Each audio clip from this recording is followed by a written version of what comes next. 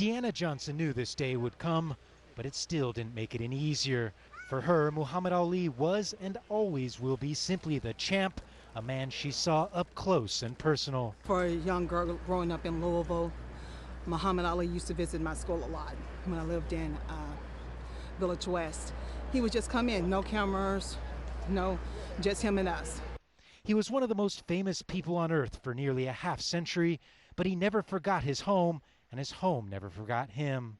I met him once at the airport with my son, and he took the time to give an autograph, and he wanted it perfect. He signed the paper 14 times trying to get his signature right. This area will probably be a shrine to the man for many days and weeks to come.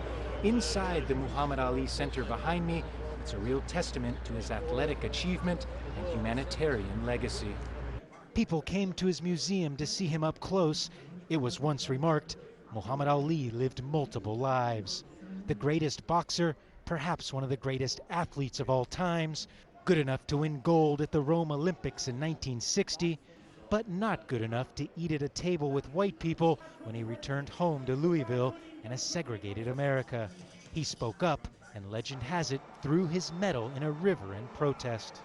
I think what he did for this community through that episode and in later years, just several years later after becoming champion, was to basically shine a light on a dark side of this community that most people hadn't thought about. And a lot of white people comfortable in their environment, never having to interact with an African American. As the day wore on, more people came to say goodbye.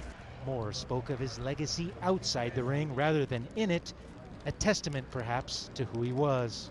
So you wrote a poem about Muhammad Ali. What is it? Okay, it goes like, float like a butterfly, sting like a bee. He hit with his hands, with his mind he achieved. You will always see him. Don't think you won't, because remember him, you will. Forget him, I know you won't. Never, not here, not there, not anywhere. Gabriel Elizondo, Jazeera, Louisville, Kentucky.